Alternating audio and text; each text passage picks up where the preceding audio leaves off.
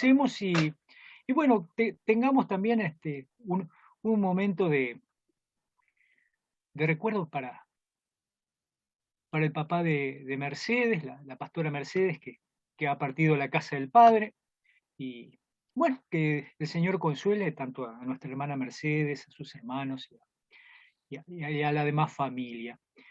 Vale la pena siempre recordar a aquellos que han partido y yo creo que la gente debe ser recordada con las cosas lindas y amenas.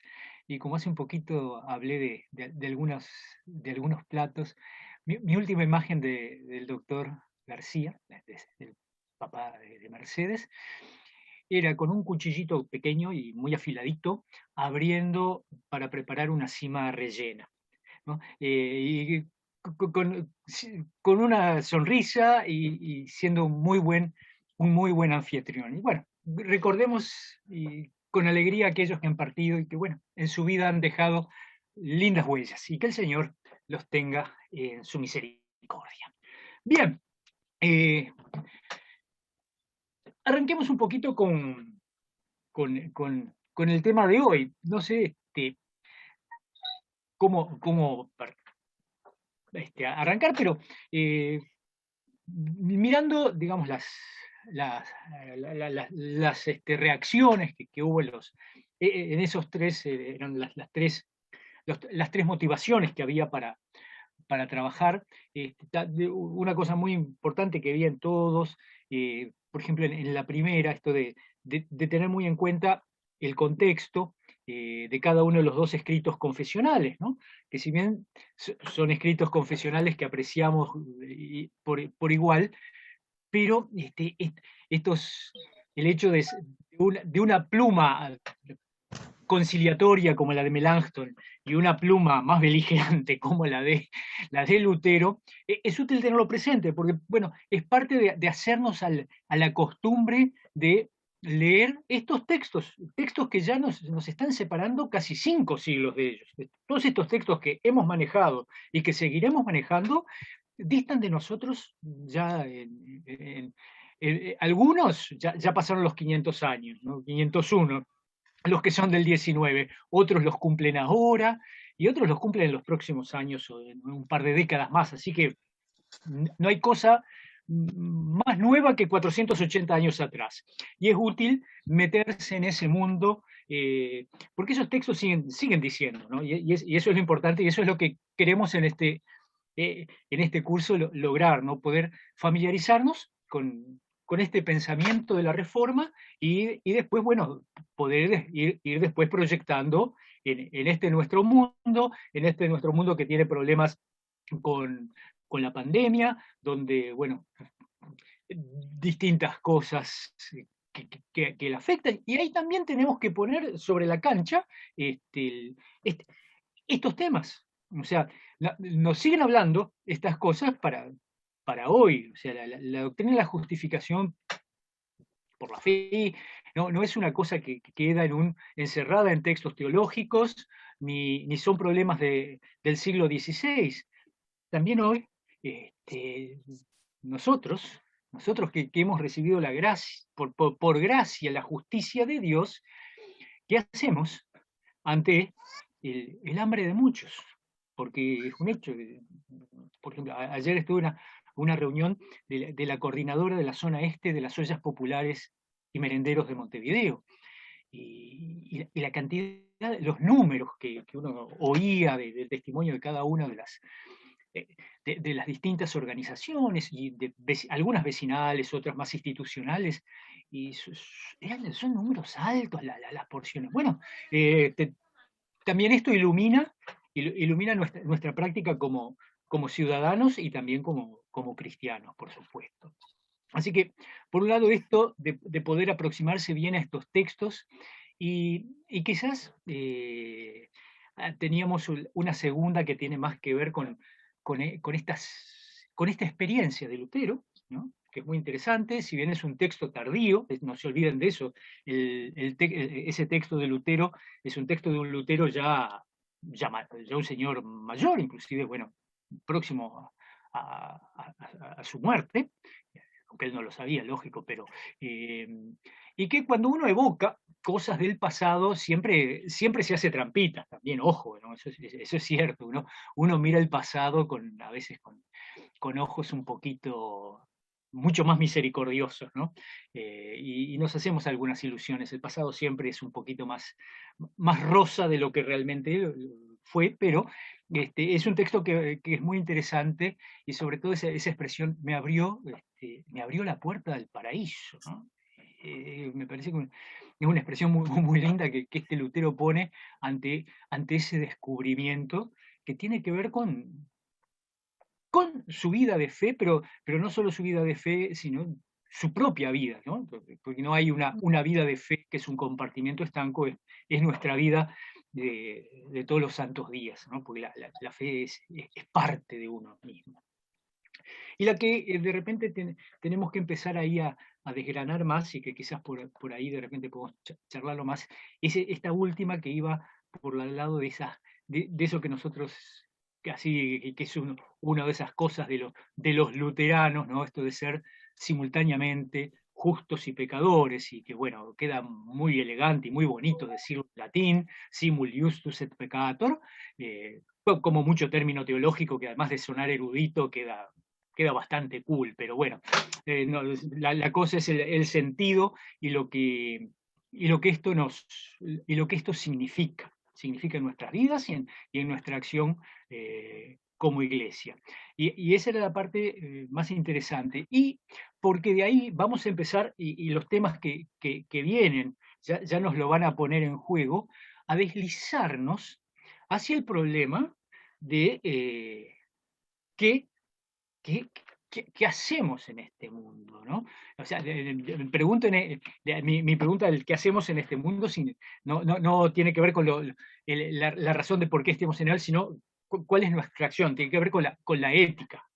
Por eso la pregunta que andaba por ahí, tendría que estar mirando lo que yo escribí para poder decirlo en orden, además, pues normalmente que soy desordenado y si no anoto, me mezclo, y ustedes me pararán. Este asunto, que es una de las acusaciones que fue en su tiempo, ¿no? Uno lo puede encontrar en los escritos de aquellos que se oponen a Lutero, que esto de decir la justicia por la gracia, recibir la justicia por la gracia, sin aunque sea un pequeño, ese toquecito de colaboración humana, ¿no? Y que Lutero es, pero tajante,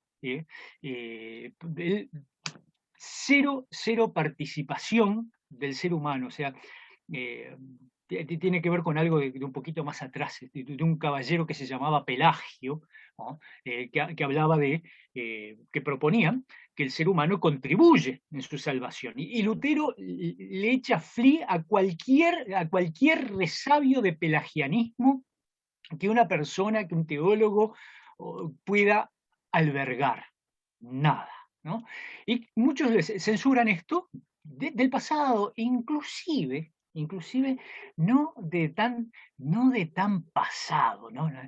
Este, si uno puede exhumar por ahí que de seguro en los pagos de cada cual, si, tenemos que retroceder casi un siglo atrás o a veces menos, cuando en nuestra América Latina en general los misioneros los misioneros de las distintas denominaciones protestantes normalmente confrontaban con los sacerdotes y en algunos lugares quedan testimonios. Y como tú justo recordaba al doctor Sergio García y, bueno, y a toda la familia de Mercedes, que son tandileros, en Tandil, el pastor de nuestra iglesia tuvo un intercambio epistolar bastante largo y registrado en el diario, si mal no me recuerdo, El Eco del Tandil.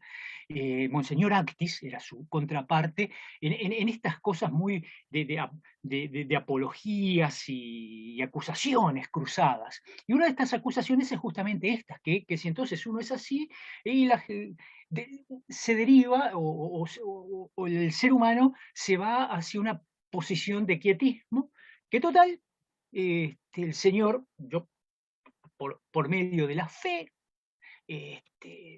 la gracia de Dios me ha hecho justo y listo, me quedo sentadito aquí en mi casa y el mundo que transcurra no es asunto mío.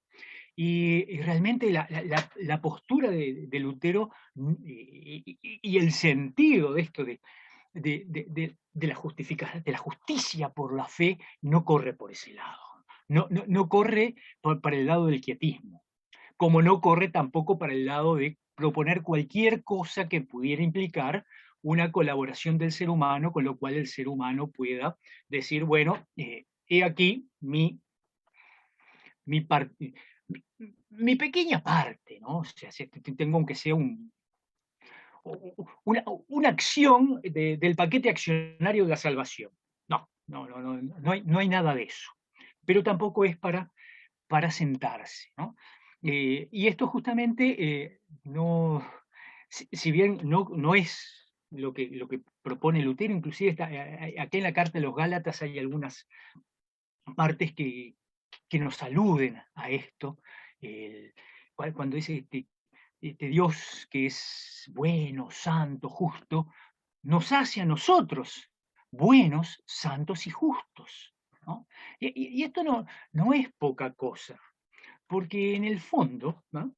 Eh, te- hacer algo siempre es más fácil. O sea, es mucho más fácil subirse de rodillas las escaleras de San Juan de Letrán que ser justo. O sea, pero es preferible rezar, hacer ofrendas de tantos o cuantos pesos que realmente ser misericordioso, porque todo eso implica un compromiso. Entonces, cuando hablamos de que somos justos por gracia, que este Dios nos hace justos por gracia y nos da su justicia. Y así como Él es santo, somos santos. Y esto ya nos pone en el mundo de una manera muy distinta que si fuéramos caballeros y damas que hacemos lo que podemos y que, bueno, tenemos nuestro pequeño trapicheo eh, con el Señor, con nuestras obras, ¿no? Así que creo que este punto de mirar la justicia por la gracia. Y que también acá hay varias cosas y varios matices que se pueden ir desgranando y que históricamente han ido surgiendo, ¿no? La gracia que en algunos casos es entendida, digamos, como una especie de substancia que se va, y voy a usar el mismo verbo que se usa, infundiendo en la persona, ¿no? El consumo habitual de los sacramentos nos infunde la gracia, ¿no? Es una gracia no, la gracia de Dios es un acto externo a nosotros. Por eso los viejos textos de teología, o por lo menos en los que yo recuerdo que estudié inclusive, y que uno repetía en forma muy del oro, es decir, la justificación es un acto forense de Dios. Que también quedarnos con sola esa mirada nos deja, bueno, nos puede llevar sí al quietismo, es un acto de Dios externo a mí, yo lo recibo y acá me quedo muy feliz, porque total estoy bajo techo y estoy bien comido. Entonces, mirar la gracia, esta gracia que Dios nos da y que se está dando Él mismo en ella, nos pone ante el compromiso de poder también vivir nuestra libertad conforme a la voluntad de Dios. Así que esta es la puerta, la justicia por la gracia es la puerta para pensar nuestra ética y nuestra libertad, porque ahora sí, somos justos, podemos vivir. Pero lógico que también tenemos estas otras cosas que muchas veces nos hacen sentir frustrados. Por eso Lutero habla de esto que simultáneamente también somos pecadores. ¿Sí? y muchas veces fracasamos en el proyecto de amor de Dios. Y es un hecho constatado en la realidad. No obstante, pese a eso, seguimos siendo justos, seguimos siendo convocados a vivir la justicia de Dios y hacerla efectiva, a poder vivirla y jugarla en nuestro mundo, en las cosas que a nuestros ojos van y que enfrente a nuestras propias narices van pasando. Y quisiera que este tema, no sé si, y ahora voy a abrir un espacio de preguntas, porque si no, para no perdernos en cosas, para ir por las cosas que han ido surgiendo y que puedan preguntar, creo que este sería el objetivo, haber logrado encontrar que en esta presentación de la justificación por la gracia vamos a encontrar las raíces de la libertad del cristiano y las raíces o los fundamentos para una ética. Así que bueno, empecemos primero con preguntas. Si alguien tiene algo que haya quedado colgadito de alguno de los textos, o, o algún aporte que quieran hacer así de viva voz, se los dejo, les cedo el micrófono y la palabra.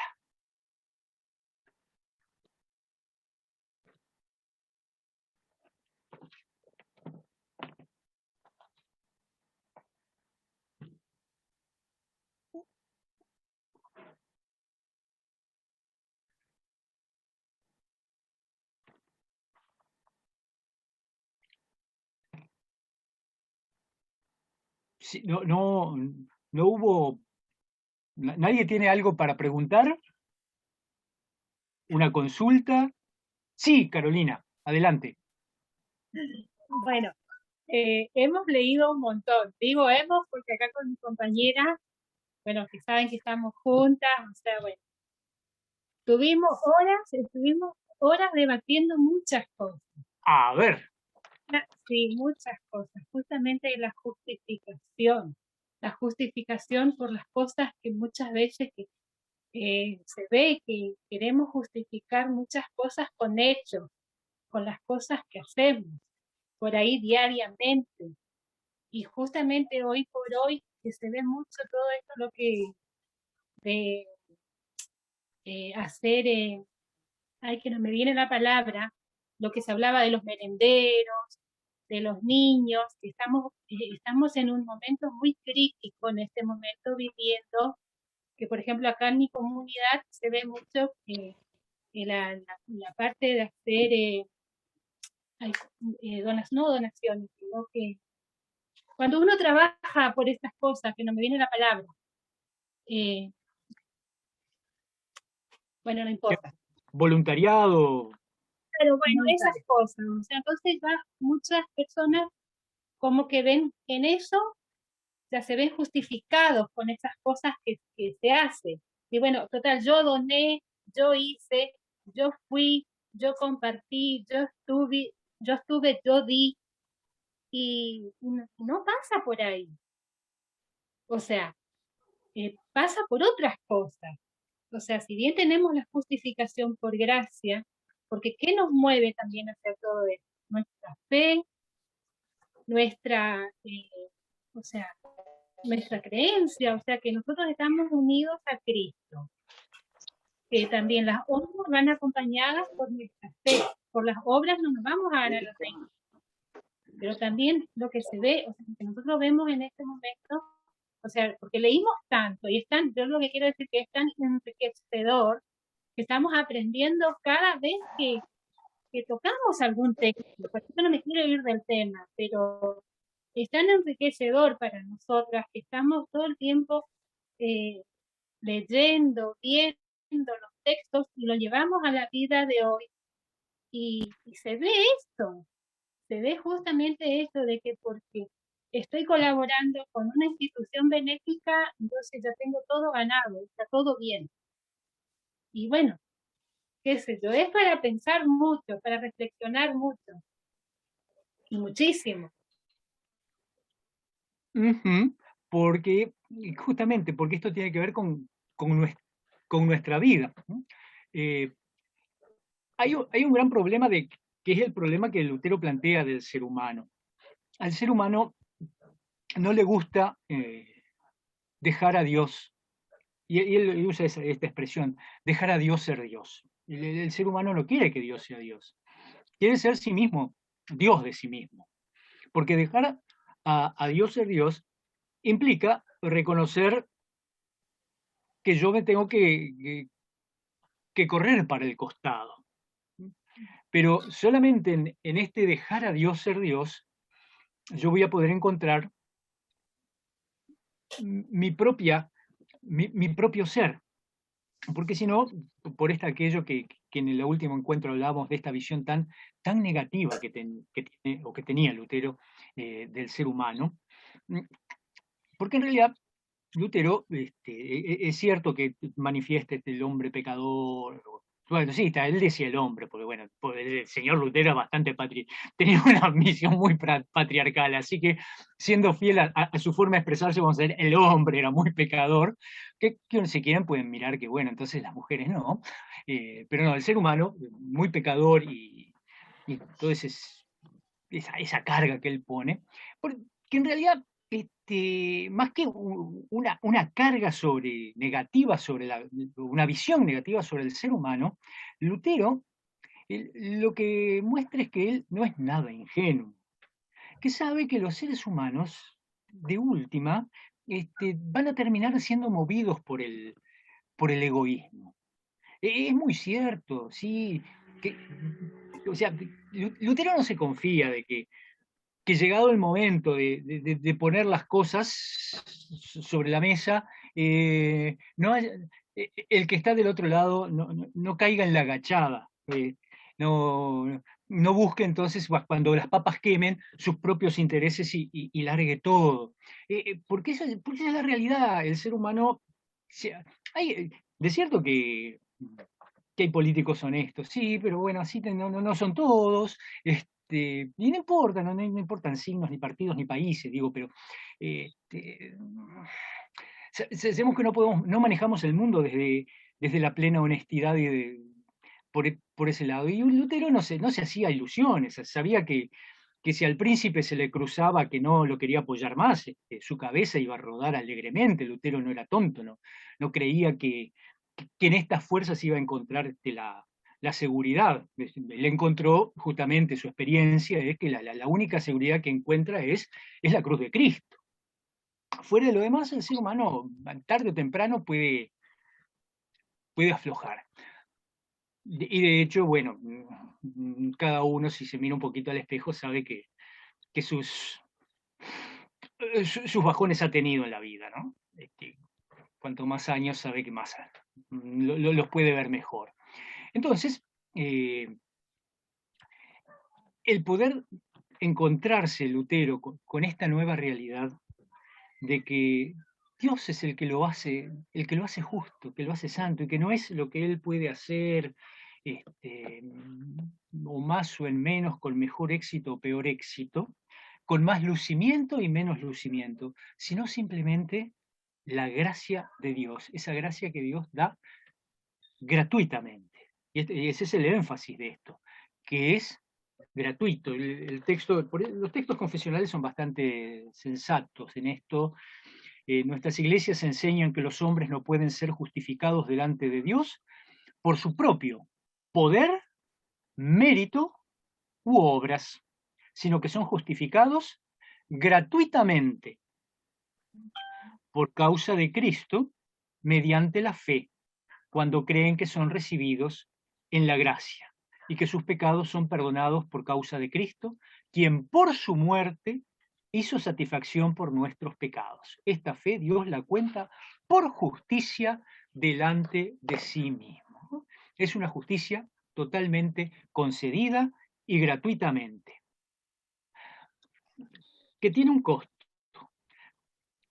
que es la cruz, pero no desde una visión sustitutiva.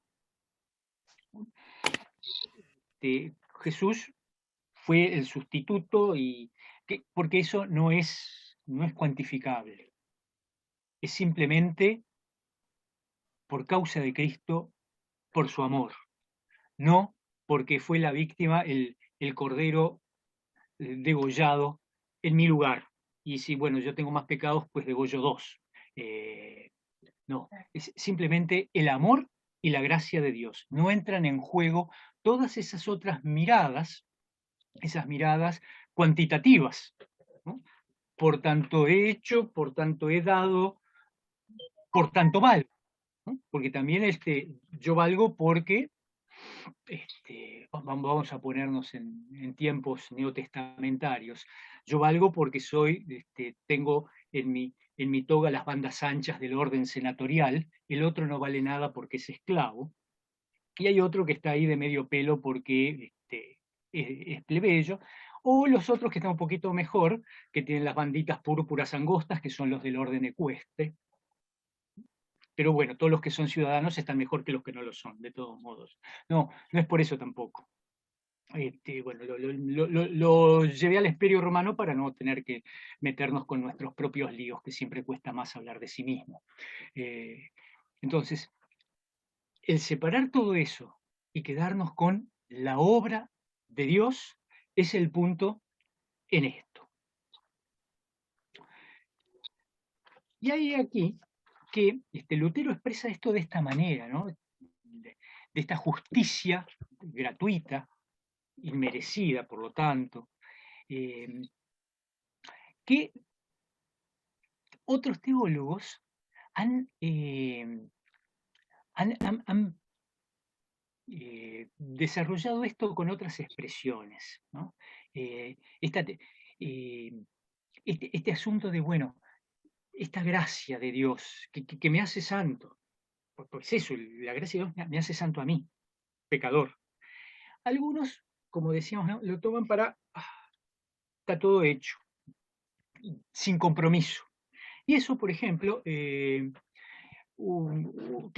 leímos un textito de este autor, Bonhoeffer, lo llamaba la gracia barata, la gracia que no implica un compromiso. Y esa no es la gracia que justifica. Esa es simplemente una componenda y un tranquilizante de la conciencia. O un poquito más atrás que Bonhoeffer y un poquito más al norte, en Dinamarca, Kierkegaard, que planteaba que muchos admiran a Cristo, pero no lo siguen, ¿no? Y la cosa es el seguimiento de Cristo y no vivir conforme a una sociedad que se dice cristiana, que como la nuestra ya está bastante secularizada, de repente nos podemos liberar de esas cargas que nos hacen pensar que la vaca está atada. La justicia por la gracia nos sigue convocando a vivir nuestra fe, a vivir mirando a la cruz, a vivir actuando como Cristo actuaba, porque nos ha dado su justicia, nos ha dado su bondad, nos ha dado su misericordia. Debemos ser misericordiosos como Él, debemos ser buenos como Él, debemos ser justos como Él. Y este es el problema. Debo ser misericordioso, como Dios es misericordioso, que es más complicado porque me compromete a mí, porque a ir y tirarme unos 10 kilitos de harina en una olla popular, más o menos con mi situación económica lo puedo hacer, pero eso no es fruto de la gracia, eso es fruto de bueno, a veces por supuesto que sí, pero para que me pongan en la listita de los generosos donantes, y eso bueno, ya no viene con la gracia. La gracia es vivir la misericordia como la vivió el Señor. ¿Y cómo la vivió? Y bueno, y ahí empezamos a ver, la misericordia del Señor la vivió con una mujer samaritana, con un publicano vendepatrias que cobraba impuestos para Roma y explotaba a sus conciudadanos como saqueo, la vivió con un oficial romano, la vivió sin hacer excepción de personas. Y eso ya cuesta un poquito más, ¿no? Estas ya son consecuencias de la justicia por la fe. Todos, todas, los seres humanos son amados por Dios, no por lo que son. No, no, este señor es bueno porque, y bueno, y ahí después le ponemos todas las cosas que proyectamos de nosotros mismos, ¿no? Por ejemplo, este es más bueno que el otro porque tiene una posición social, porque tiene apellido, por ejemplo, ¿no? ¿No? Todas esas cosas caen y lo que queda es que Dios nos toma y nos encuentra cómo somos y dónde estamos. Por lo tanto, todo tipo de postura, y acá viene lo importante, todo tipo de postura legalista se derrumba. Y no porque todo de lo mismo, porque las cosas no dan lo mismo. No da lo mismo ser misericordioso que ser inmisericorde. No, lo que se derrumba es el legalismo, es plantear, bueno, eh, vamos a poner cosas de nivel anecdótico nada más. Una mujer debe ir al culto con pollera o con falda, según no sé si en todos lados de los presentes usamos la palabra pollera. Los pantalones, no. Bueno, esas posturas legalistas están totalmente en conflicto, esa y cualquier otra, ¿no? Esto es de corte meramente anecdótico, están totalmente en conflicto con la justicia por la fe. La justicia por la fe nos toma a todos, como somos, como estamos en nuestra cultura, en lo que fuere. No hay nada que me permita decir a este lo descarto, a esta la dejo de lado, ¿no?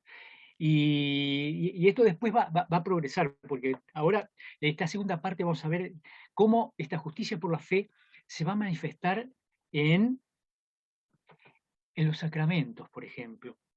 ¿Por qué tenemos estos dos sacramentos y no otros? Se va a manifestar en nuestras relaciones con el poder secular. Se va a manifestar en la forma en que llevamos adelante nuestras prácticas. ¿Qué, ¿Cómo debe? Les voy a decir una cosa que de repente a muchos de ustedes les va a parecer, pero qué estupidez soberana está diciendo. ¿Cómo debe celebrar el ministro el culto dominical? ¿Con alba? ¿Con toga? ¿De traje? ¿O con la ropa que tiene en su guardarropa más amplio o más exiguo? ¿Cómo? Bueno, eso que después vamos a ver que se llaman adiáforas, los indiferentes,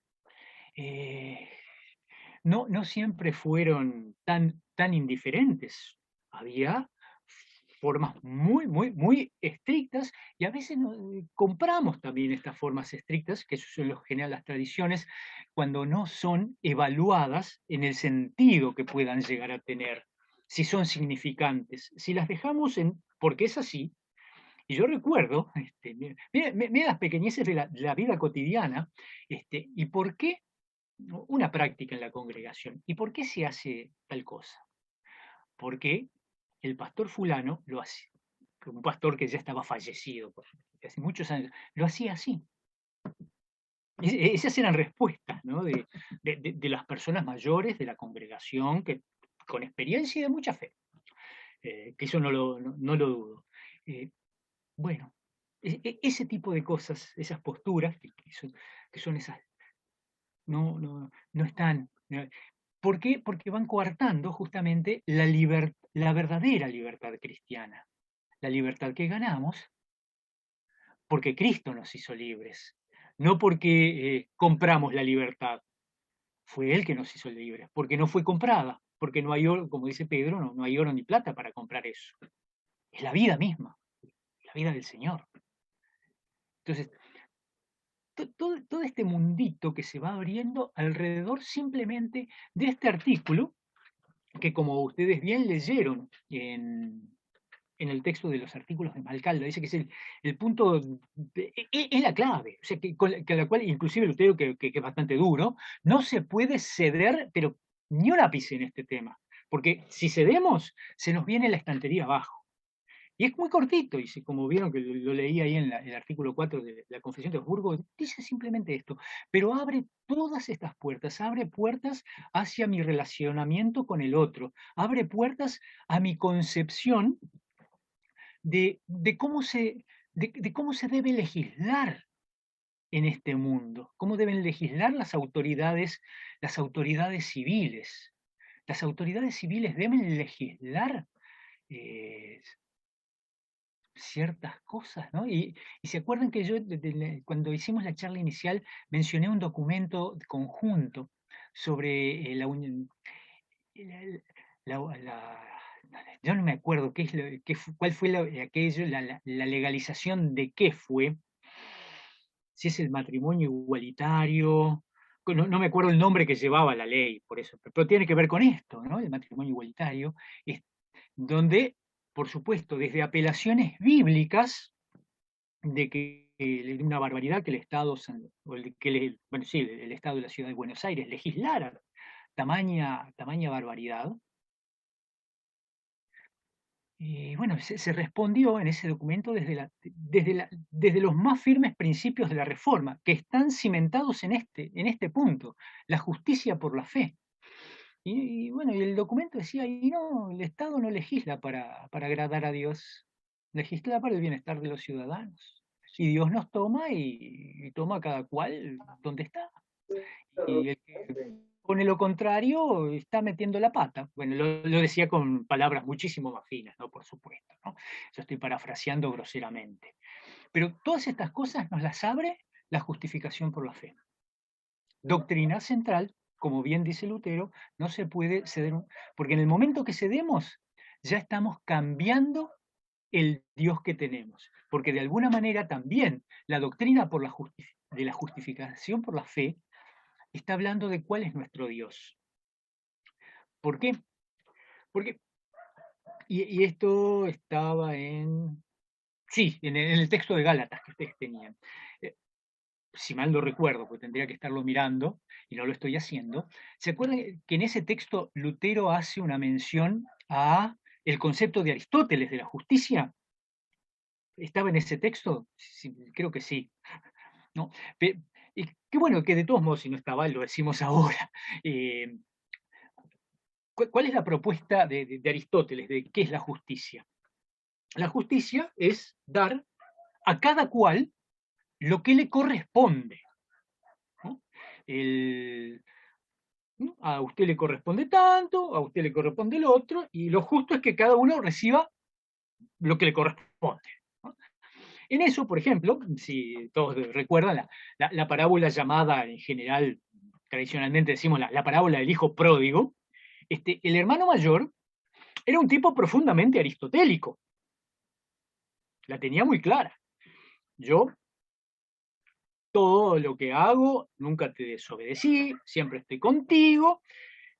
Entonces, papá está siendo injusto conmigo, porque a mí me correspondería que me dieras un cabrito. Y eres totalmente injusto porque al otro que se fue, gastó los dineros en mala vida, le has matado al becerro más gordo. ¿No? No has dado a cada quien lo que le corresponde. A él no le corresponde eso, le corresponde una buena patada. Y a mí me corresponde. ¿No? El señor era aristotélico. Bueno, esta justicia distributiva de este modo, bueno, está bien. Muestra, de última, quien piensa de esta manera, ¿no? Yo rezo tantas horas y ofrendo tanto, por lo tanto Dios me tiene que amar el doble del que rece la mitad de tiempo y ofrende la mitad de dineros. ¿No? Entonces sería muy justo, muy aristotélico. Y esa persona que opina de esa manera, o que ve el mundo de esa manera, ve un Dios justo cuando a él que por supuesto, porque siempre, normalmente cuando uno mira esas cosas, siempre se mira a sí mismo desde el lado, desde la colina y ve a los otros allá abajo en el fondo del llano, por supuesto. Ve un Dios justo cuando castiga al que, bueno, el que lleva una vida descarriada, y lo que pasa es que se complica cuando cuando a uno le pasa algo que, por supuesto, a todos nos puede pasar, una enfermedad, ¿no? Por ejemplo, ¿quién está libre de enfermarse?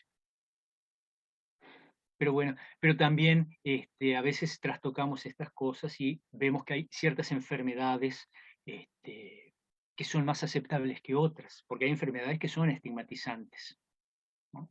De una enfermedad crónica como la diabetes, y bueno, es un señor, sí, queda como un señor bien.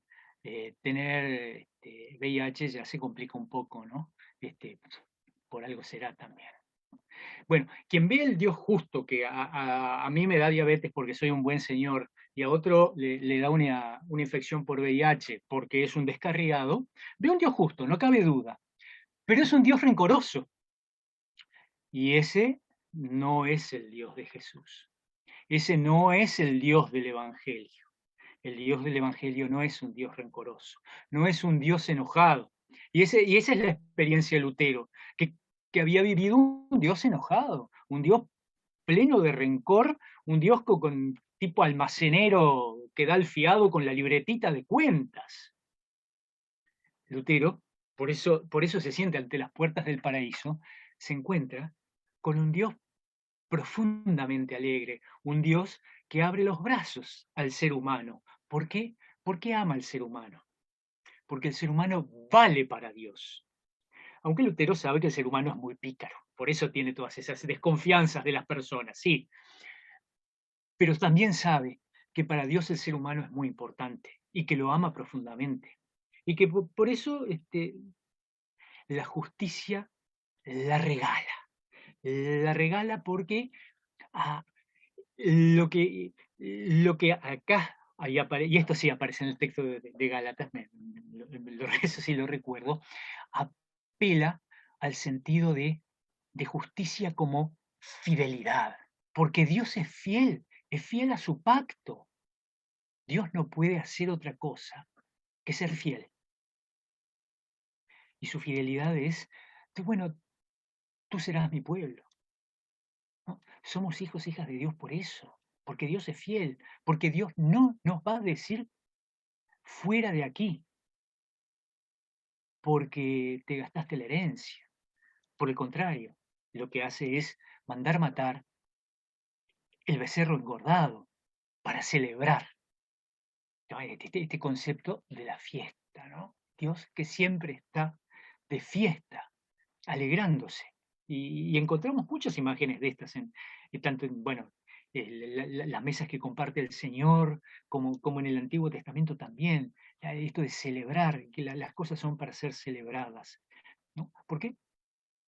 Porque Dios no es un Dios rencoroso, es un Dios que ama, y que ama profundamente, y ama tanto que se encarna, y manifiesta ese amor, y muestra su rostro, que era lo que veíamos en la unidad 2, muestra su rostro en la cruz, que nos hace ver las cosas tal como son, y no las distorsiones como es también, como la que acabamos de mencionar, el que me va bien, estoy sano, Dios me quiere, está enfermo, el Señor lo castiga. Esa es una distorsión a ojos vistas, pero la visión del teólogo de la gloria hace que se diga esto. En cambio, el teólogo de la cruz, que llama las cosas por su nombre y sabe que las cosas vienen solo por la gracia, entonces se da cuenta que por ese lado no va, que hay un Dios que ama y que ama gratuitamente y que derrama su gracia. Por eso, esto no, la justicia por la fe nos está abriendo para la reflexión de todas estas cosas, ¿no? O sea, ¿cómo poder encarar los problemas de estigma y discriminación? Pues bien, nuestra base, vamos a construir, y sin duda, no, vamos a construir, no, ya muchos han construido muchísimo sobre ese tema, pero por debajo, ¿qué vamos a tener? La justicia por la fe. Y entonces poder ver que toda actitud de discriminación no tiene sentido y es contraria a la voluntad de Dios. Y todo esto nace y todo esto se está apoyando, este edificio se apoya sobre la justicia por la fe. ¿Por qué? a cada uno de nosotros, Dios nos ha tomado en el lugar donde estamos y en la situación en que estamos y cómo somos. No nos ha pedido ningún requisito. No tenemos que pagar ningún peaje. Ese es el punto. Que todas las otras visiones siempre está ese pequeño peaje que hay que pagar. Bueno, y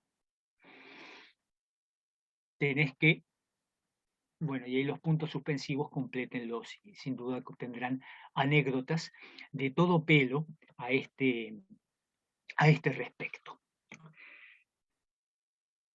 En fin,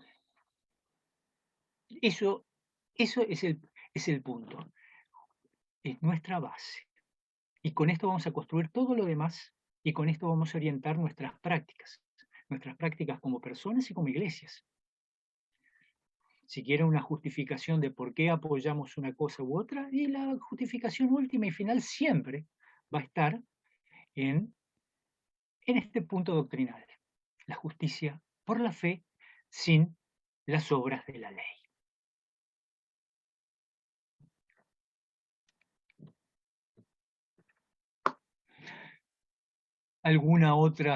¿Alguna pregunta más? ¿Alguna otra cosa? A mí se me antoja que en este punto de reenamoramiento total del Lutero, porque la verdad es que qué bueno refrescar todo lo que ya sabíamos, pero de esta manera. Octavio, gracias. Por favor. Yo capaz que le cambiaría a la clase y le pondría la teología, en vez de teología luterana, digo, sinónimo teología de la libertad y del amor, porque la verdad es que eso es lo que me parece que es, ¿no es cierto? Que nos jueguen con la culpa, que nos jueguen con todo eso que nos provoca el andar asustados, temerosos frente a esto, que realmente es lo, parafraseando a Lutero, ¿no es cierto? Es pasar del infierno al paraíso, definitivamente. O sea, la raíz de la libertad de la que usted hablaba a través de la justificación es de tanto peso, pero de tanto peso, que a uno solo le provoca un derrame absoluto de amor por saber que Él nos amó primero y nos amó tan bien que aquí nos mandó Él mismo, ¿no? Él mismo vino y dijo, esta es la forma, así es. No quiero sacrificios, quiero misericordia. Quiero amor, quiero que sean menos unos a los otros, quiero que se perdonen, se reconcilien, porque yo estoy haciendo, o sea, ese pacto de amor que Él nos rompe, motivo suficiente para reenamorarse 10.000 veces de Dios y que Lutero lo interpretó también, ¿no? O sea, gracias totales. Por favor, Verónica, bien lo ha dicho usted, ¿no? Esta es la fuente de nuestra libertad, porque justamente el miedo es una excelente herramienta de dominación y que han habido a lo largo de la historia seres muy astutos que la han sabido usar magistralmente, ¿no? Y los hay todavía. El miedo, dice, bueno, el miedo surge justamente de esto, ¿no? El miedo primero cuesta, porque hay que hacer algo siempre para poder escaparle. Hay que esconderse, por lo menos. Algo hay que hacer. Tenemos que pagar un peaje ante el miedo. En cambio, Dios nos libera de estas cosas y de todos los gravámenes que, bueno, que en algunas manos son instrumentales para, y bueno, y es parte de lo que Lutero, y hay un texto ahora que les voy, que ya lo subí esta mañana, espero haberlo subido correctamente porque me enteré que yo había pensado que había subido unos textos y no los había subido. Que muestra cómo, y en su contexto, ¿no? Por supuesto, y lo digo con mucho respeto, en la Iglesia de Roma de su tiempo, cómo operaba con ciertas cosas para justamente poder dominar, ¿no? Para dominar conciencias, ¿no? Porque también no olvidemos que bueno, hasta que llegó Garibaldi, el poder espiritual y temporal estaba también en las mismas manos, ¿no? Pero justamente la justicia por las obras, ¿no? Es un elemento de dominación, ¿no? Si haces esto, entonces, bueno, ahí tendrás recompensitas o cosas por el estilo, ¿no? Y a otros los anestesiará, ¿no? Ahora, bueno, porque también esto, ¿no? Nos permite, la justicia por las obras nos permite tener una mirada perversa sobre los males, sobre los males que generan nuestros propios pecados, ¿eh? No es un demonio maligno, somos nosotros mismos.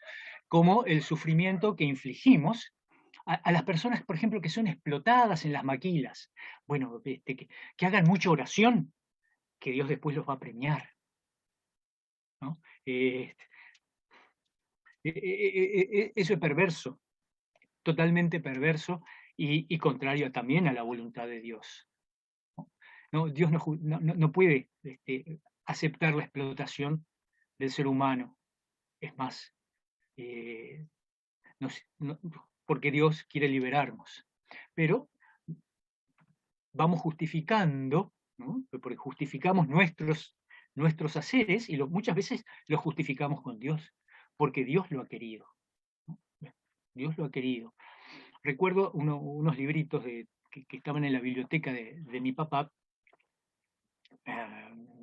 Bueno, la materia, mi padre dictó por muchos años una materia que se llamaba Desarrollo de la Comunidad, él era sociólogo, una recopilación de costumbres rurales del Uruguay. Y entre ellos había un capítulo dedicado a las concepciones de la estructura de la sociedad, ¿no? Y entonces los testimonios, porque era un libro que recogía testimonios de la gente, ¿no? Y ahí uno veía Jacinto, peón, 56 años, y decía el paraje donde era. Hermenegilda, ¿no? Ama de casa, tal paraje, ¿no? Y las preguntas eran las mismas, ¿no? ¿Por qué uno es dueño de la tierra y otro no? Y las respuestas eran, porque Dios lo ha querido. Y eso era un librito que recogía testimonios, ¿no? Dios lo ha querido. Dios ha destinado a que el patrón sea el patrón y que yo sea el peón, que él tenga la tenencia de los campos y yo viva en el puesto. Y el día que me quiera sacar de una patada, pues Dios le ha dado esa potestad, ¿no? Entonces cuando pensamos y repensamos esas cosas que hemos enseñado una y otra vez, bueno, ahí vemos que la justicia no es por gracia, sino por obras, ¿no? Porque, bueno, hay algunas personas que tienen algo, con lo cual pueden decir yo valgo más como persona como para esto, y tú no vales tanto para que yo pueda explotarte. Por algo puedo explotarte, porque vales menos que yo. Y ese es un problema. Y todo esto se ha desarrollado en la sociedad occidental y cristiana, ojo, no es cosa de los bárbaros. Esto viene también de nosotros. Por eso es bueno siempre volver a esto, ¿no? A cómo el dardo que clava Lutero con este temita de la justicia por la fe, sacude profundamente las estructuras de su tiempo. Y si nosotros seguimos con ese mismo dardo, también vamos a sacudir profundamente las estructuras de injusticia también de nuestro tiempo, ¿no? Y si ustedes habría que buscar los textos, pero no es el objetivo, y si alguno quiere, hágalo, de la confutación, es decir, la respuesta de los teólogos católicos a la confesión de Augsburgo. Esto los hizo explotar. Hay que leerlo, es la parte más larga, más feroz. En otras cosas, bueno, estamos de acuerdo, deberían además agregar tal cosa, ¿no? Cosas así. Pero en esto no, acá no podía haber no podía haber conciliación, o sea, es lo que dicen los confutadores católicos, no, acá no puede haber confutación, que es obviamente el correlato de lo que Lutero dice, no podemos ceder un ápice, porque acá es donde se juega la diferencia. Si no, seguimos maquillando la realidad, llamando bueno a lo malo, y a lo malo bueno, ¿no? No se olviden nunca de esa herramienta de la cruz, que es la que nos permite ver las cosas tal como son. Así que bueno, ciertamente la justicia por la fe es la raíz de nuestra, o no de nuestra, de la libertad de toda la humanidad. ¿No? Toda la humanidad, porque toda la humanidad es amada por Dios, no algunos. No hay privilegiados en esto. Toda la humanidad es amada por Dios. Y la otra punta que tampoco hay que olvidarla es nuestro compromiso, ¿no? Dios nos hace justos, como justo es Él, y entonces nos compromete a actuar en justicia, no nos llama a quedarnos quietos, nos compromete a actuar en justicia. Y esto es lo complicado, y esto también lo podemos ver, cómo vamos a sacarnos de encima las cosas y vamos a mirar, bueno, al pueblo del Antiguo Testamento que enfrenta estos mismos problemas, ¿no? Cuando se confrontan con los Baales, ¿qué es más fácil? Seguir a Yahvé, que me pide dejarlo a él ser Dios, no tendrás otros dioses delante de mí. Ese es el primer mandamiento, hay que dejar a Dios ser Dios y no poner nada en su lugar, ni siquiera lo que más nos gustaría, que seríamos nosotros mismos. Que me pide, bueno, supongo que todos saben los 10 mandamientos, todas esas cosas, ya no podés robar, no está bien, o es más fácil para que yo viva, ¿no? Como piense una sociedad agropecuaria, la fiesta de Baal. Si uno va a la festividad de Baal, que además era bastante divertida, porque tenía también su componente orgiástico, y era una buena festichola, y entonces yo garantizo las lluvias para mis tierras. Eso es mucho más fácil. Hago esto y ya lo tengo. En cambio, el Señor me pide muchas otras cosas. Y si viene una sequía, pues bien, viene una sequía y no crecerá mi trigo o no tendré forraje para mis animales. Y bueno, y pasa, también pasa. También vienen heladas tardías y se mueren los corderitos y las ovejas recién paridas, ¿sí? Y eso no es porque no hice las ofrendas a Baal que correspondían, es porque así es el tiempo. Bueno, fíjense cómo ahí están esas dos diferencias. Yahvé me pide compromiso, Yahvé me pide amar al prójimo, Yahvé me pide dejarlo a él ser el Dios y Señor. Baal me pide participar en sus fiestas, cumplir esto y esto. Y después, si le pateo las cosas a mi vecino, no importa. ¿Cumplí con Baal? Cumplido está. Ahí tienen, en el Antiguo Testamento, la justicia por las obras y la gracia de Dios. La gracia de ese Dios que dice, no, tú eres mi pueblo. Tú eres mi pueblo y no me voy a olvidar de ti, ¿no? Si ven el amor de Dios, vean, léanse los profetas, lo van a encontrar mucho, muy claro. Un libro hermoso es el de Oseas, por ejemplo, ¿no? Donde una realidad muy cruda, ¿no? Muy cruda de los mejores tiempos de Israel, ¿no? Es un libro interesante, porque es de los mejores tiempos de Israel. Y digo mejores tiempos en cuanto a PBI, ¿no? Porque fue la época de mayor extensión territorial, de mayor riqueza, y por supuesto fue la época con peor distribución de la riqueza, donde quedaba en manos, muchísimo quedaba en manos de poquísimos, y poquísimo quedaba en manos de muchísimos, ¿no? Y bueno, y ahí Dios seguía actuando. Lean Oseas, que es bonito igual. Bueno, de todos modos, este es el otro punto. Uno es la libertad, es la raíz de la libertad, y la otra es la raíz de nuestro compromiso por la justicia, porque tenemos la justicia de Dios. Él nos dio su justicia, nos la dio gratis, por amor, nos hizo justos, y nos llama a ser justos, buenos. Creo que es justo, bueno y misericordioso, las palabras que utiliza Lutero, ¿no? Que dice, así como Dios es justo, bueno y misericordioso, nos ha unido a esa justicia, bondad y misericordia. Así que esos son los dos puntos que tienen que quedarnos bien, bien claros. Y eso se apoya en esto, justicia por la fe. No sé si queda, no, si alguien tiene alguna pregunta, porque yo empiezo a, y encima perdonen, porque a veces me extiendo, porque no sé si esto parece una clase o me parece un sermón, pero es un problema, porque yo ya les dije, yo no soy teólogo, yo soy pastor, ¿no? Y esa es una cosa que es distinta. No soy biblista tampoco, soy pastor. Así que, entonces a veces me ataca que todo es púlpito y no, lamentablemente todas las cosas en este mundo no son púlpito. Perdón si me excedo en eso. Sí. Está Si muy no, me bueno, gustaría. muy Gracias, Carolina. enriquecedor.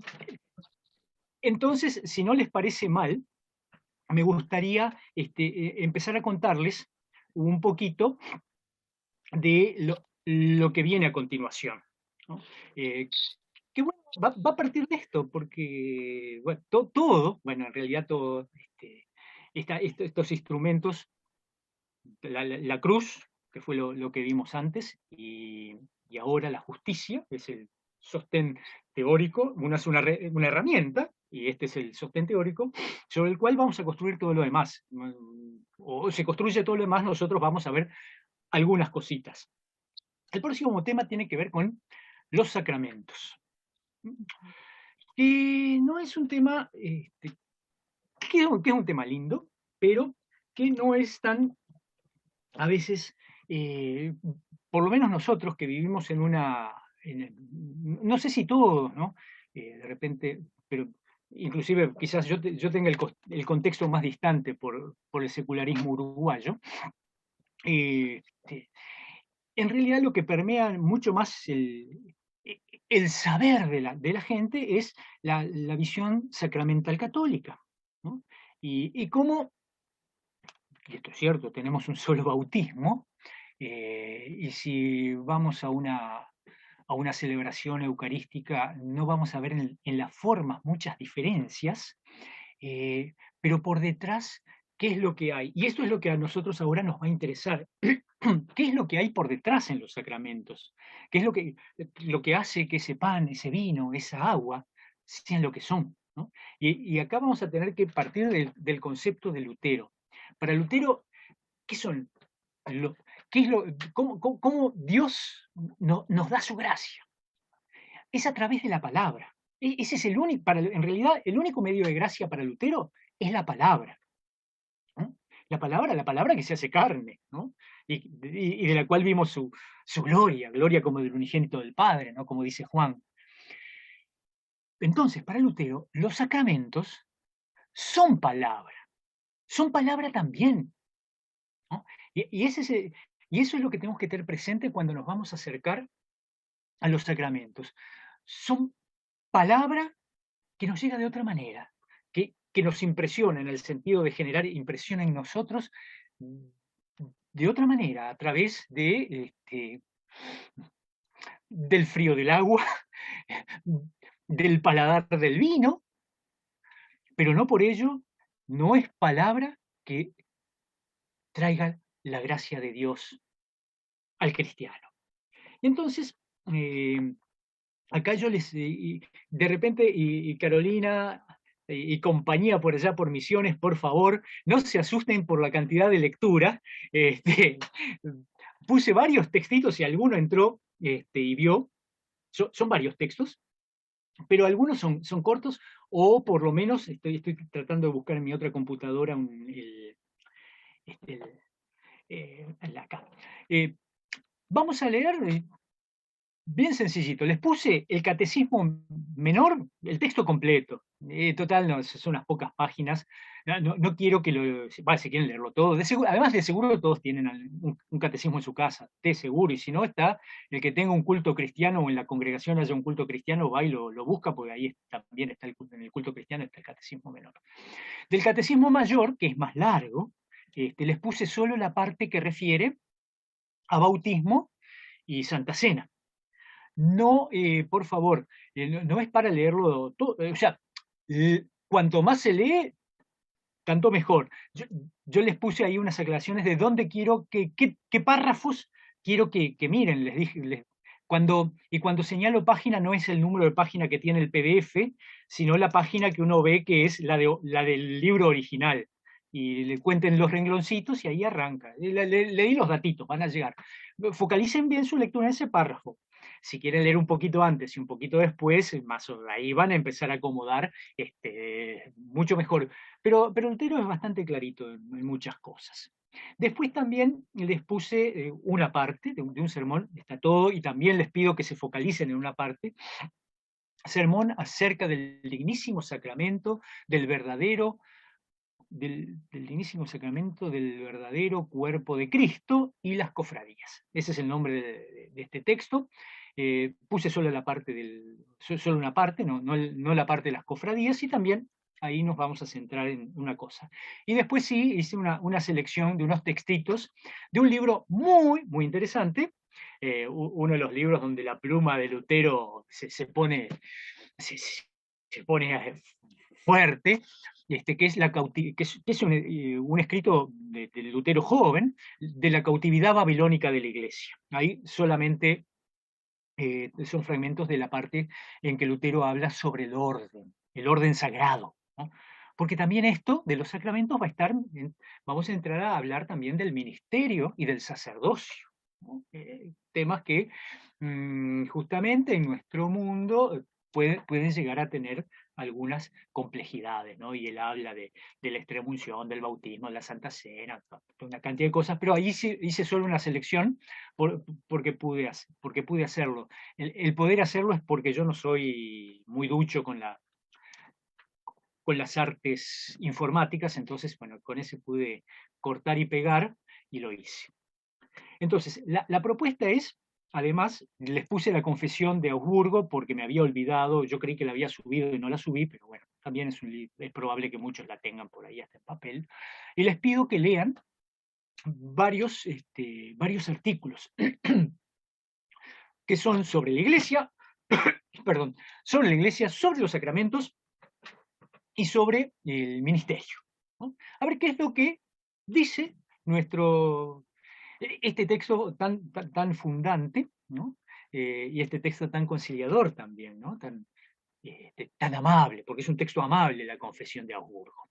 Entonces, con eso, lo primero que les pido es que lean la confesión de Augsburgo, esos artículos, es muy corto, y que si eso genera preguntas, dudas, ¿qué significa esto? ¿Qué quería decir Melanchthon cuando puso esta expresión, esta frase?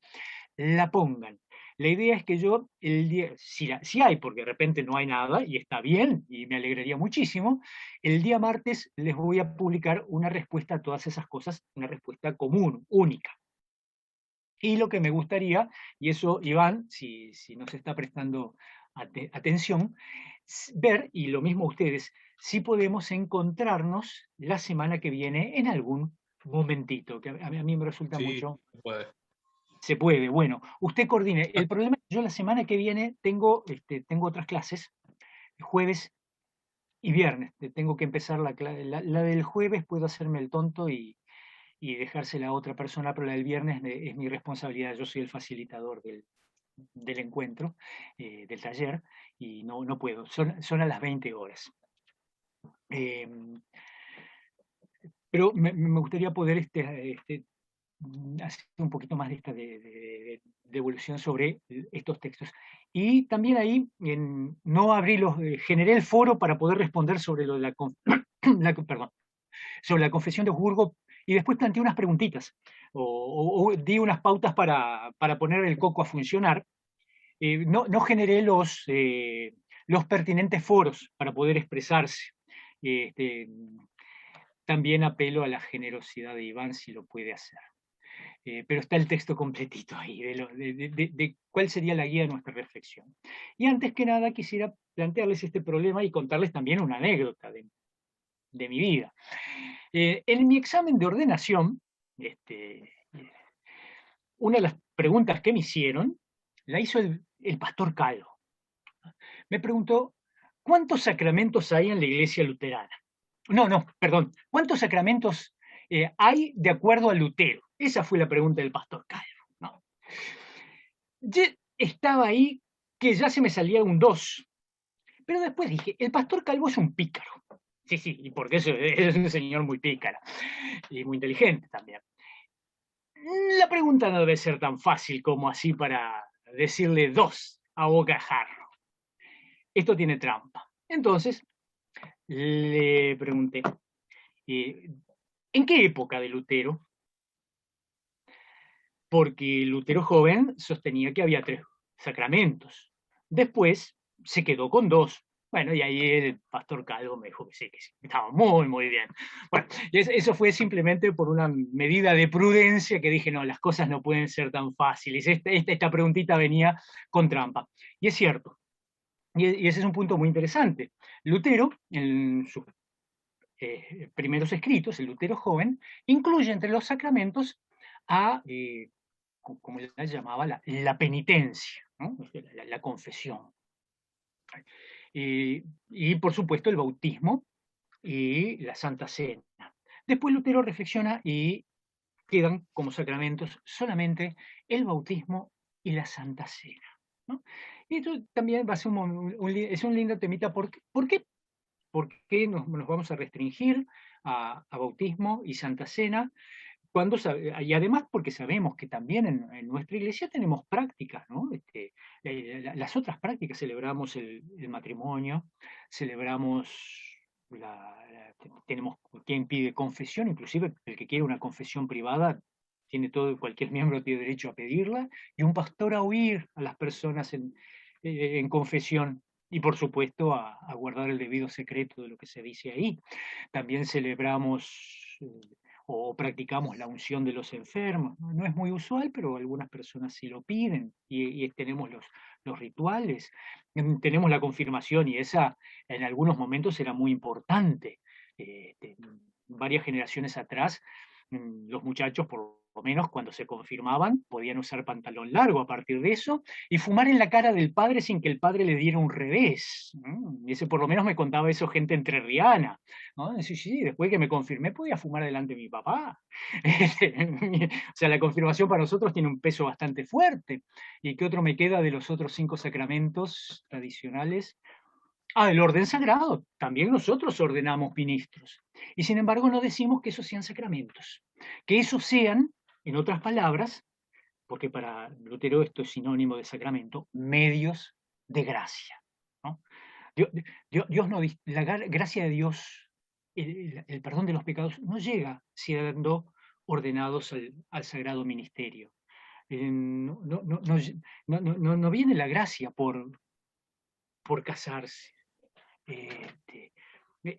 Tiene otro sentido. Por eso también, ojo, por eso nosotros, la iglesia, como no tenemos un concepto sacramental del matrimonio, y es un acto civil, puede deshacerse, puede repetirse, ¿no? Bueno, hay sacramentos que se repiten, ¿no? La Santa Cena es deseable que se repita muy a menudo, ¿no? Es muy sano. Pero de todos modos también, este otro punto, ¿cuánto es digno celebrar la Santa Cena? Y estas son cosas que quizás no hacen a una teología o sí, a una teología muy profunda. Y estos tiempos de COVID nos han planteado, y bueno, ¿cómo hacemos si ya no nos podemos congregar por disposiciones de las autoridades sanitarias competentes? ¿Cómo hacemos con la Santa Cena? Y esto de seguro alguno de ustedes participa en alguno de estos cultos a través de alguna plataforma, sea Zoom o alguna otra, en las cuales hay Santa Cena cada uno con sus elementos, por ejemplo. Y ojo, que esto no se hizo así, bueno, vamos a hacerlo así porque salió. Hay una reflexión de por qué se hace así, ¿no? Y algún otro también reflexionará por qué no se haga así, pero todo esto hay que pensarlo. Y estos textitos que les estoy dando, sobre todo los catecismos, léanlo y empiecen por el catecismo menor, siempre la lectura empiece por el catecismo menor, que siempre lo más lógico es de menor a mayor. Empiecen con el catecismo menor, que es sumamente simple, además de seguro lo conocen, porque el que se confirmó, y yo veo acá que algunas personas no. Sí, no, perdón, sí. Hay personas que son jóvenes y no padecieron esas clases de catequesis en las que uno tenía que repetir de memoria, de memoria el catecismo. Y bueno, y gracias a Dios en castellano, porque había otro grupito que lo tenía que hacer en alemán. Entonces yo lo hice en castellano. Así que empiecen con el catecismo menor y luego pasen al catecismo mayor. Si se lo quieren leer todo, bienvenida a la lectura, vale la pena. Pero después focalícense en el punto que yo les, los puntos que yo les pongo. Lo mismo con el otro texto del sermón del dignísimo sacramento del cuerpo de Cristo. Y ahí empiecen con esta reflexión sobre los puntos que les pido que vean, que son, esto es medio lento, ¿no? Que tienen que ver con iglesia y sacramentos, ¿no? ¿Cuál es la mirada que tienen de iglesia los reformadores, ¿no? Y que también la pregunta es, ¿y qué es iglesia? ¿No? Que es una pregunta muy pertinente también para hacernos hoy, sobre todo porque en la gracia y misericordia de Dios hemos podido avanzar y explorar otras formas de ser iglesia que no es la congregación que uno conoció, que hay muchas más formas de ser iglesia. Entonces hay que saber realmente qué es iglesia, ¿no? Y lo que es importante, la iglesia no es un ente, es algo que está muy íntimamente relacionado con la palabra, ¿no? Es más, es criatura de la palabra, la iglesia, ¿no? Entonces, el centro, tómenselo, cuando se acerquen a estos textos, tomen que el centro de todo este negocio está en la palabra. Y tengan cuidado, no caigan en que la palabra está capturada en el papel impreso.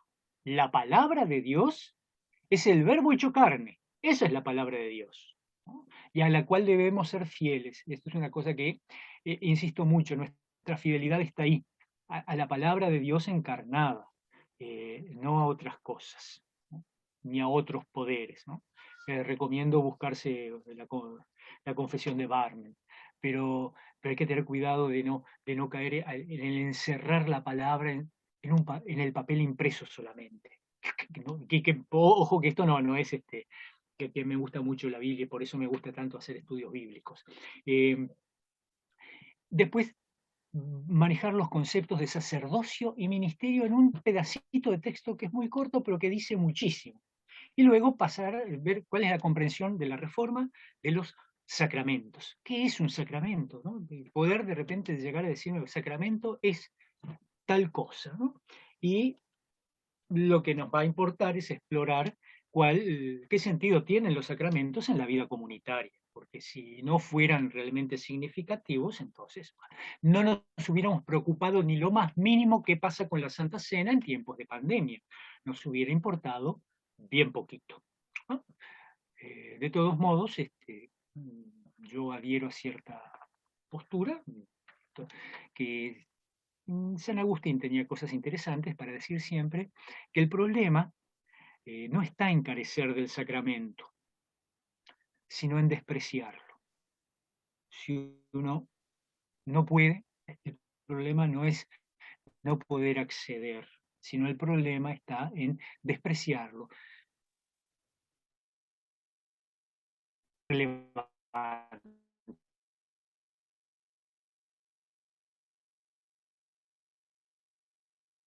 Eso es realmente agregado. De todos modos, vale la pena las anécdotas siempre, el testimonio. Algunos al empezar les decía que justamente venía de una celebración por los desaparecidos, que es el día detenido aquí en Uruguay. Entonces los ejes de reflexión eran memoria, verdad y justicia, ¿no? Y a mí me tocó moderar la parte de los testimonios, ¿no? Y justamente los testimonios son los que abren la trocha por la cual las personas de fe vamos a transitar. Todos caminamos en nuestra fe por el testimonio de quienes nos han precedido. Y entonces los testimonios son buenos. Fue un cardenal de la Iglesia Católica, vietnamita, pasó muchos años en prisión, el cardenal Van Thuan. Entonces él cuenta cómo pensando también, piensen la importancia que tiene la Eucaristía para un católico, para un sacerdote católico que debe celebrarla a diario. ¿Cómo se las ingeniaba este hombre? Pues bien, en el papel de aluminio de los cigarrillos guardaba miguitas de pan.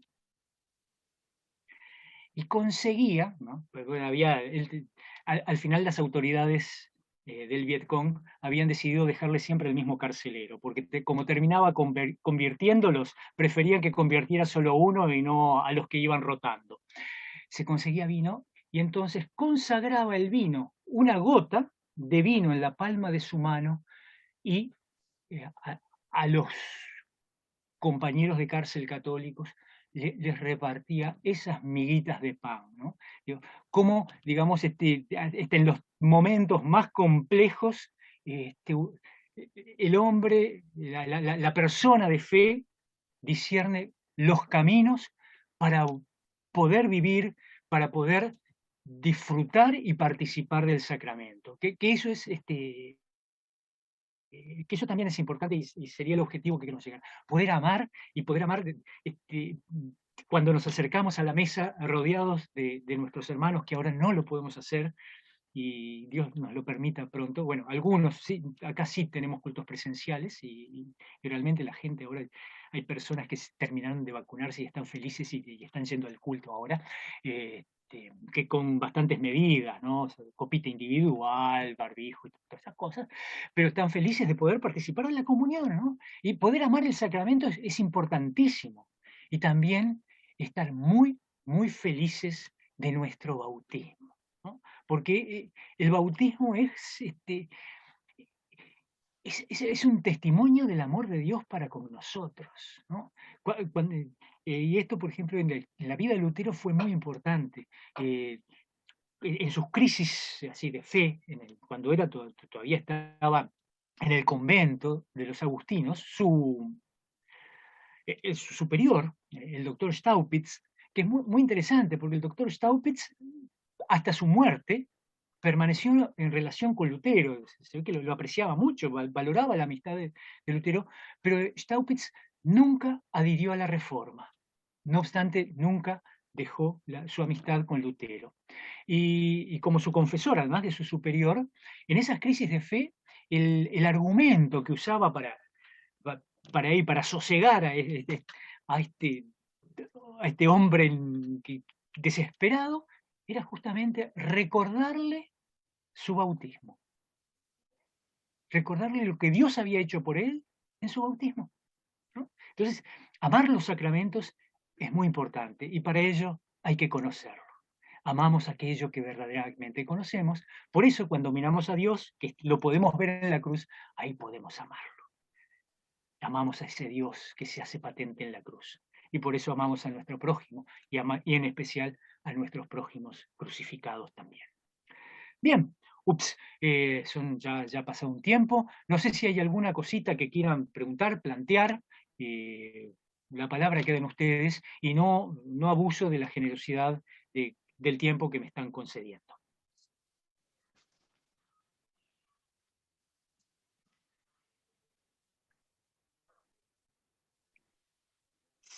De lo contrario, entonces, Iván, tú dirás cuándo sería el mejor momento que podemos tener un encuentrito.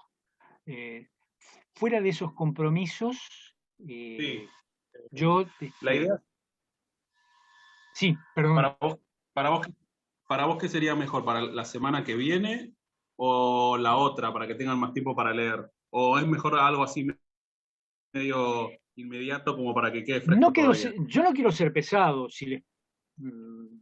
pero me gustaría que, como quisiera tener esa lectura del paquete confesional en la confesión de Augsburgo y despejar, dejar bien alisadito eso para meternos después en tema. Me parece que de repente podía ser, pero lo hacemos corto, no pasarnos de 1 hora, y en eso te pediría que algo, o menos, un 40 minutos, como 45, como 1 hora cátedra. Y en eso te pediría que este, cortes el Zoom y se acabó, porque si no... Por mí no hay problema, yo puedo estar monitoreando eso sin problema, no hay drama. Entonces, Pero- por ahí, la semana que viene tal vez puede ser, vos dijiste que jueves podrías eventualmente o se te complica mucho. Sí, Si no, otro día. si lo hacemos de 7 a 8, yo ya me engancho en la otra, y no hay problema, aparezco ahí como Perfecto. tuve un inconveniente con el ómnibus y llegué tarde. No tengo muchos escrúpulos para ese tipo de cosas, no hay problema. Excelente. Entonces, si todo el mundo está de acuerdo, lo podemos poner en el grupo por las dudas también, y todos pueden participar. Pero si les parece bien, es como una manera también de casi de regla memotécnica, saber que jueves está vinculado con esta clase siempre.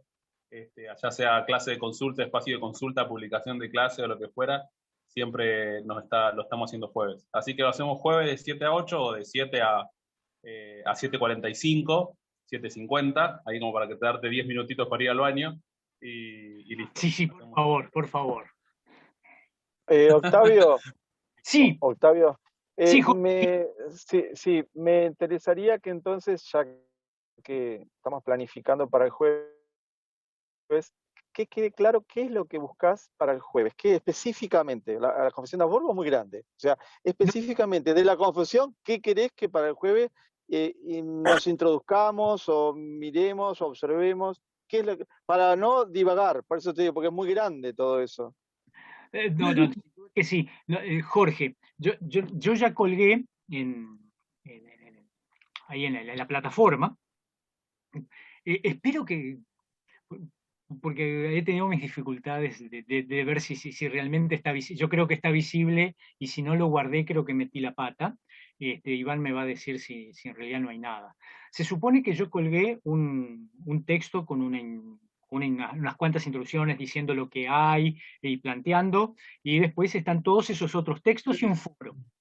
Y en la primera puse 1, 2 y 3. ¿no? En el 1 les pedía que leyeran unos determinados artículos de la confesión de Augsburgo. Octavio, en lo que yo leí no está. A la pucha. Pará. En lo que yo leí no figura todo eso que vos estás diciendo ahora. Por eso lo aclaro. Leí que está, si querés te digo lo que yo recién entré y miré, pero no lo leí. Dale. Se supone que el texto que yo colgué debiera empezar con: hola, comenzamos la clase 4. No sé si eso se ve, y es un texto bastante larguito, no es la Divina Comedia, es un poco más corto, y en el cual termina con: vamos a proceder así, y ahí doy 3 puntos. Si eso no está visible, bueno, ahora con lo que cerremos, me encargaré y consultaré a Iván si es que eso es visible. Y entonces yo les pedí que lo primero es la confesión de Augsburgo, que pido que lean los artículos, a ver si lo puse, perdón. Sí, ajá. Mi texto dice así: hola, comenzamos la clase 4. Para ponernos en tema, les invito a leer de la confesión de Augsburgo los artículos 7, 8, 9, 10, 13 y 14. La regla de que el que quiere leer más es bienvenida, siempre es válida, por supuesto. Y entonces la primera propuesta es leer esos artículos, y si hay alguna duda, o sea, una cosa así de, a ver, ¿qué significa esta expresión? ¿Por qué dice Melanchthon esto? La pongan, que yo la pueda tener como para el martes hacer una respuesta. Okay. Una respuesta. Y entonces el jueves poder a partir de eso, o sea, de que estén, digamos, entendiditos los artículos, entendidito este fundamento confesional, meternos a desbrozar algunas cosas sobre los sacramentos. Esa es mi propuesta para el jueves. Está bien. Ahí chequeé el aula virtual, Octavio, y lo tenés vos solamente visible para vos. Tenés que ponerlo visible para el curso. Yo lo traté de hacer, pero no me deja. Es de botón derecho, hacer visible, y se hace visible y lo pueden ver. Es un segundito. Perdón. Sí, porque no pasa nada, figura no pasa nada. 20 de mayo, cuarta clase, y figuran los textos abajo y nada más. No hay nada más. Ay, bueno. Perdón. ¿Qué le va a hacer? Ya lo hago. Sí, es más, si puedo hacerlo ya. ¿Tengo que activar editar, Iván, o no? Tenés que ir así a donde dice activar edición arriba, y después, una vez que está activada la edición, vas hasta la clase y encontrás ahí el archivo este que vos decís, y solamente ponés hacer visible, porque ya está cargado. A mí me figura que está cargado. Ah, bien, bien. Espere, ya lo hago, y con el beneplácito acá de vosotros, que... A ver. Clase... A ver, esperen que ya estoy llegando. Cuarta clase. Los sacramentos y el ministerio. No, esta es la confesión de Augsburgo. Ay. ¿Qué hiciste? Editar, ¿debo abrir la pestañita de editar? No. Sí, fíjate en editar, y te van a, bueno, si pones editar, te van a aparecer editar la clase. A mí lo que me aparece acá es que hay un texto que no está, o capaz que no lo subiste, pusiste para subir y está vacío. A ver, déjame un segundito. Ya chequeo y te digo. Bueno, no, vamos a hacerlos perder el tiempo a ustedes, que, como decía Séneca, su amigo Lucilio, el tiempo es lo único que es nuestro, verdaderamente. Nos despedimos, y Iván, si no te molesta que te moleste por WhatsApp. No, para nada, ahí lo seguimos conversando ahora por WhatsApp, lo resolvemos en un ratito y ya les queda todo subido. Entonces gracias, Octavio, muchas gracias a todos. Octavio, maravilloso. Jorge. Como siempre. Muchas gracias. Jorge, ¿tú qué ibas a decir? Perdón. Entonces, lo que vos nos vas a solicitar para interiorizarnos de acá al jueves está en ese texto que todavía no has subido. Tal cual, ahí tenés todas. Si tenés alguna preguntita, me la mandás. No, está bien, era saber, porque no me quedaba claro porque no le encontraba el texto. Entonces digo, bueno, quería, como lo hablabas con tanta seguridad, no lo encontraba, entonces por eso preguntaba. No, gracias. ¿Ven lo que es la falsa seguridad de las obras? Yo estaba convencido de que había puesto las cosas. Gracias, Octavio, muy amable. Por favor, bendiciones a todos, que tengan un lindo fin de semana también. Gracias, Pastor, gracias. Niños a la gente del norte de allá de Perú y Ecuador. Gracias, Pastor, gracias. Bendiciones también para usted. Gracias. Gracias.